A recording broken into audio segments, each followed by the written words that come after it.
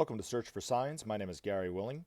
If this information interests you, please press the like and subscribe button and press the bell for notifications.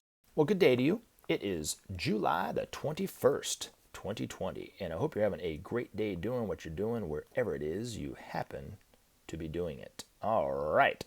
Now, at this point, I always like to invite whoever has a question. You can do so by posting your question as a comment or delicately emailing me at searchforsigns@mail.com. And then what I do is I try to answer it as best I can in the next video. All right. Now, I do want to talk about the image in this particular video. Now, it looks like the peace sign, right? Or maybe even the Mercedes-Benz insignia, right?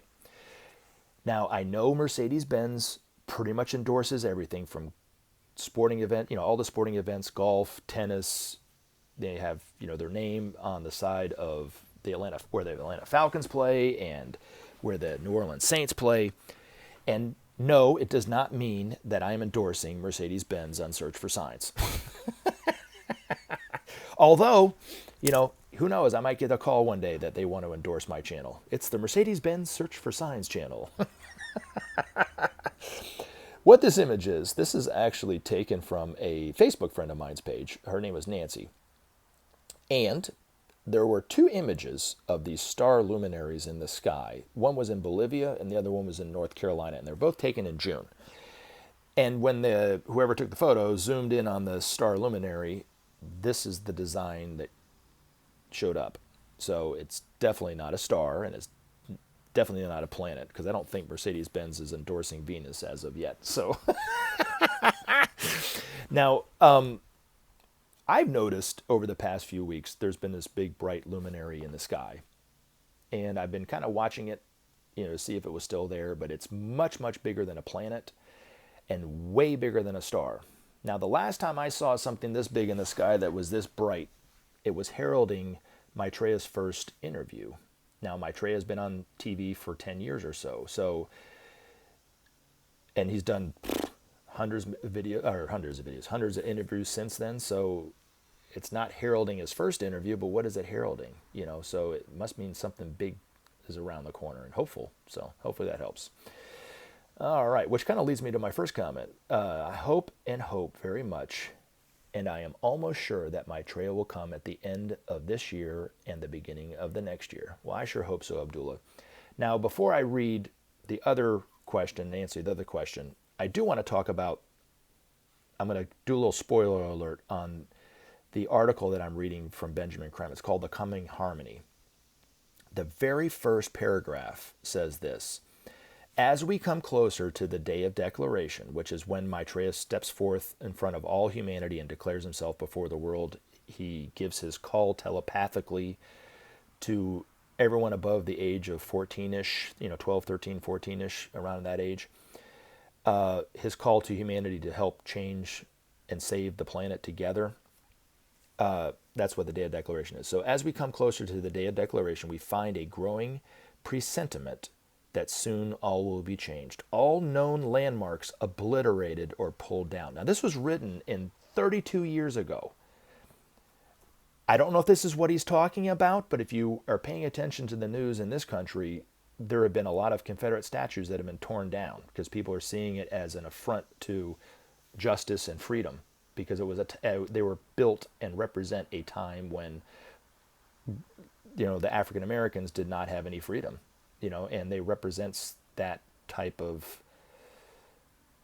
from their point of view, that racism, and it's kind of keeping it in their face. So if this is what he's talking about, that's pretty incredible, which could lead me to what you're saying. You said you hope that he's going to come, and be known for who he is, I guess, by the end of this year or the beginning of the next. So it says, as we come closer to the day of declaration, we find a growing presentiment that soon all will be changed, all known landmarks obliterated or pulled down. And that was written in December of 1988. So there you go. All right. Now, Tao, you didn't take my advice about being more concise on your questions / comments, but we'll have to roll with it either way. All right. So it says, evil is a given. Will, I think, never be gone from earth. All right. Now, evil will eventually be sealed to its own domain. But it was even written in the Bible in Revelation when John said, the beast is chained back for a time and a half.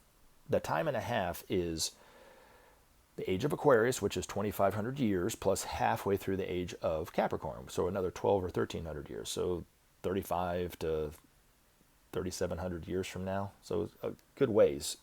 At that time, when it's re-released, there will be another Great War, like and just as dramatic as World War II, but it will take place on the mental levels. It won't even be here on the physical level. And it will involve the activity of not only the hierarchy to help seal evil to its own domain, but humanity as a whole will have to work together to do it. And it will eventually be done. Now, the forces of evil, I don't necessarily like to really get into it, but the forces of evil are really the forces of involution. And your, not emoji, but your, what do they call it, the avatar or whatever it is on your YouTube channel, Tao, of the yin yang symbol.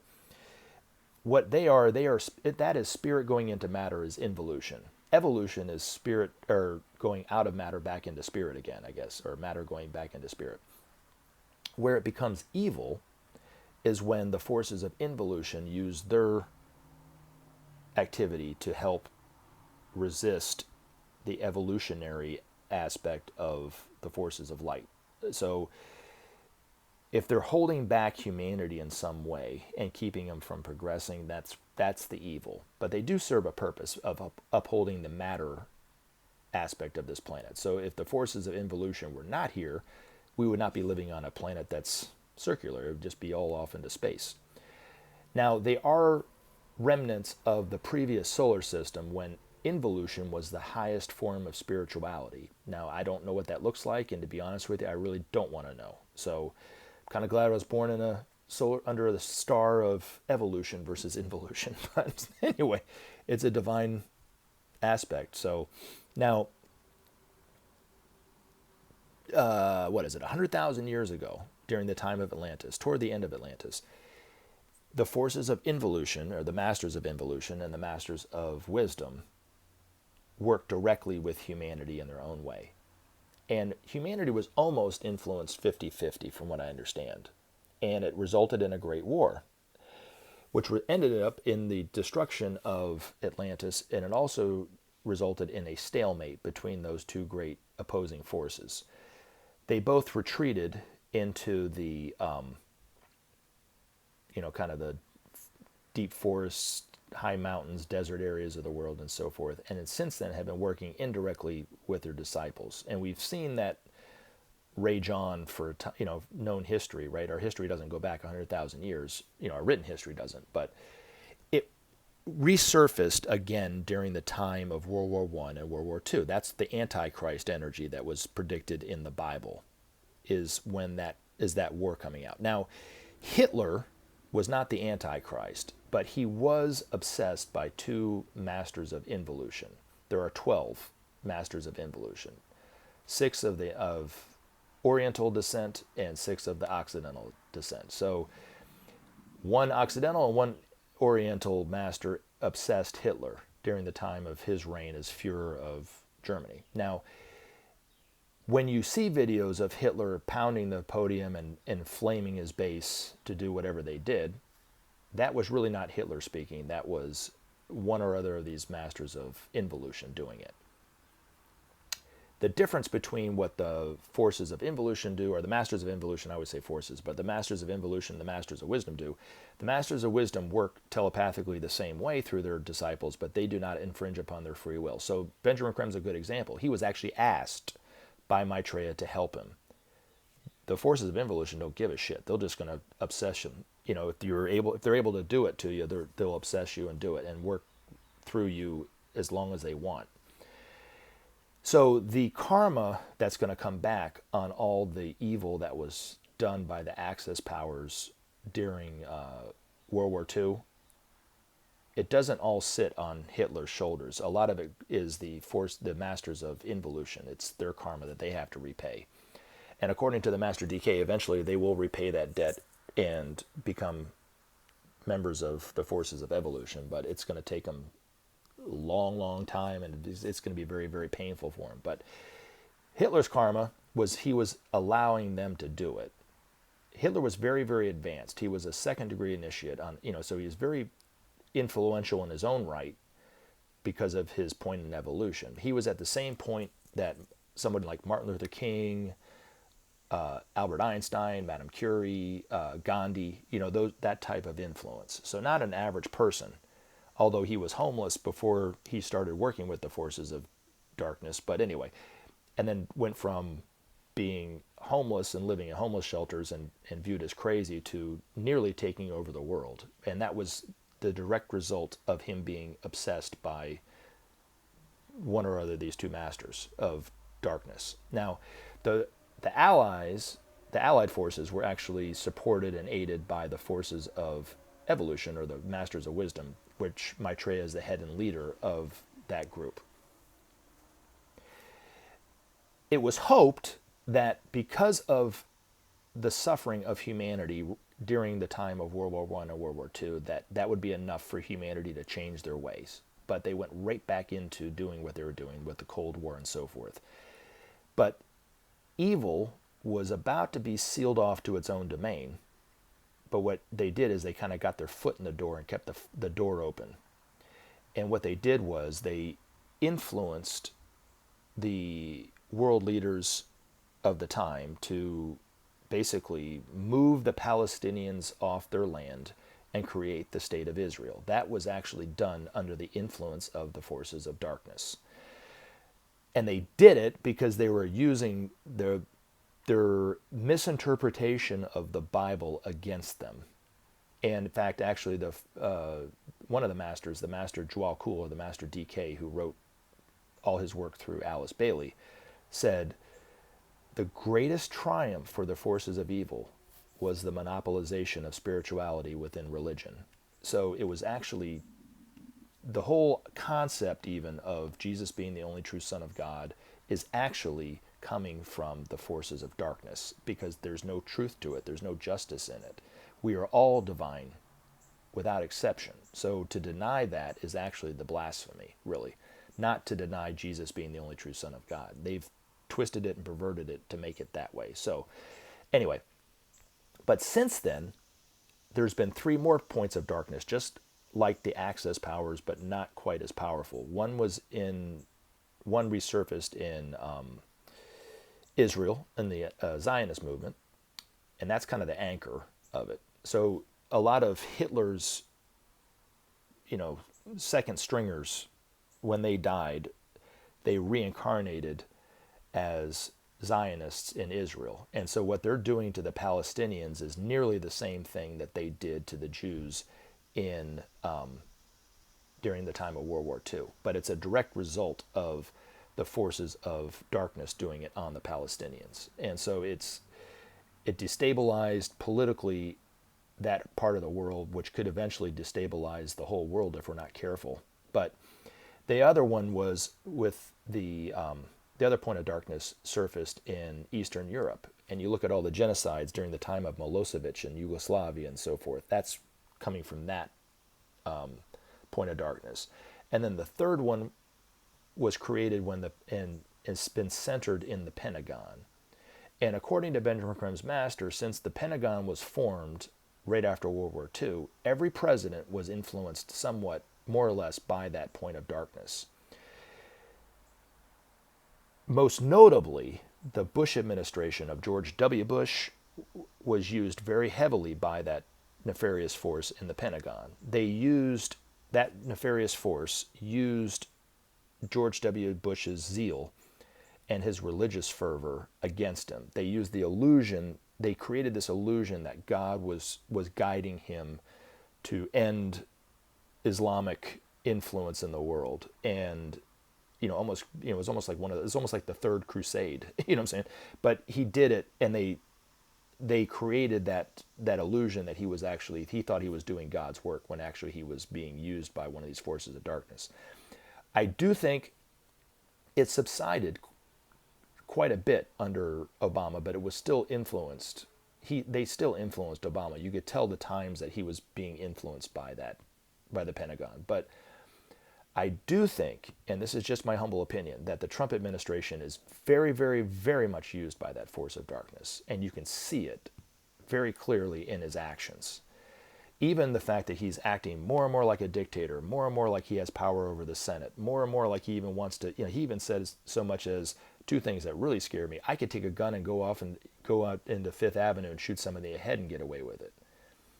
That was one thing that he said. And then the other thing he said, I think that these journalists should be taken out back and executed. He is totally being used by this force of darkness, but differently than I think George W. Bush is. He's being used by his